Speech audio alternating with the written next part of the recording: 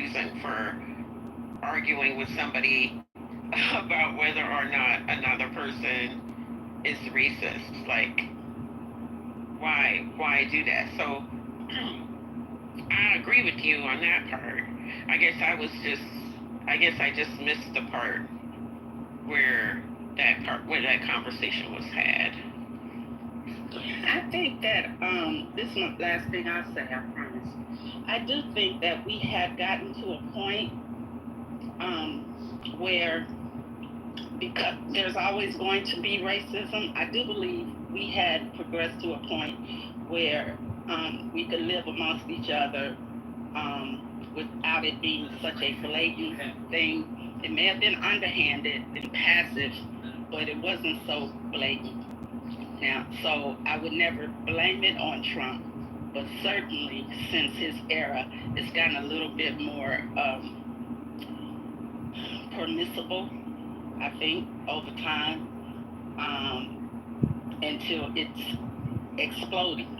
And that plays out, I think, here on Clubhouse. And it's easier to play out on Clubhouse because basically no one knows who anyone else is. And so I think we see it here because we're on Clubhouse, kind of anonymous for the most part, and it makes it more comfortable when you're not saying it in somebody's face. But because Trump gets on a microphone and others and say the things out loud that used to just be said in private spaces, is becoming more, more common.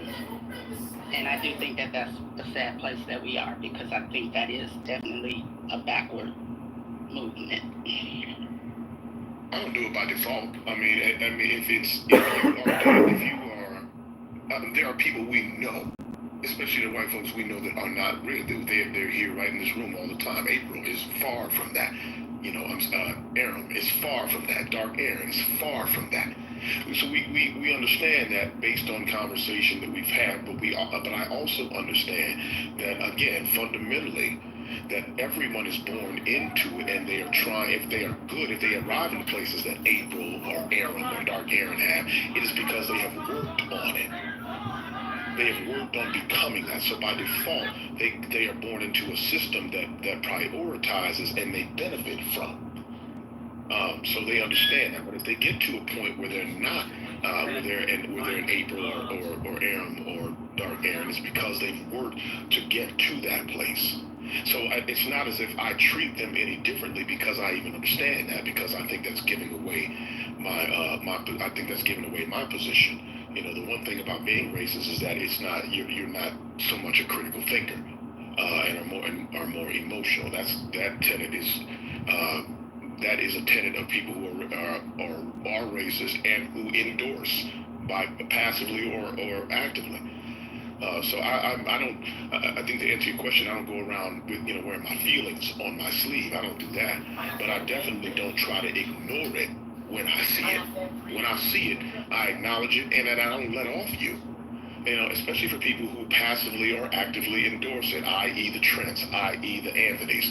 They are to be, and then even the Pepes or whoever the people are, you stay at them about that. But and then to some degree, it's like there's sometimes, and I don't have to engage them because they, as far as I'm concerned, I really believe this fundamentally, that you are beneath me.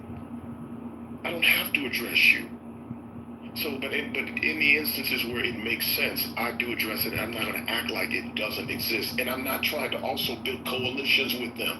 I'm not trying to find commonality with them just so that I can get along and maybe somehow change their mind at some point. I am not interested in that. That is their work to do, not mine.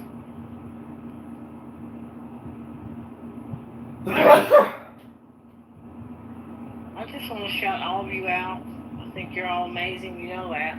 I should tell you more. But it is a thing. Racism is a thing. The privilege of a white person is a thing. You must always keep front and center as a white person to continue to work on yourself. You have to want to do that. And I can't explain it in any other way. Okay, y'all hear my accent. I was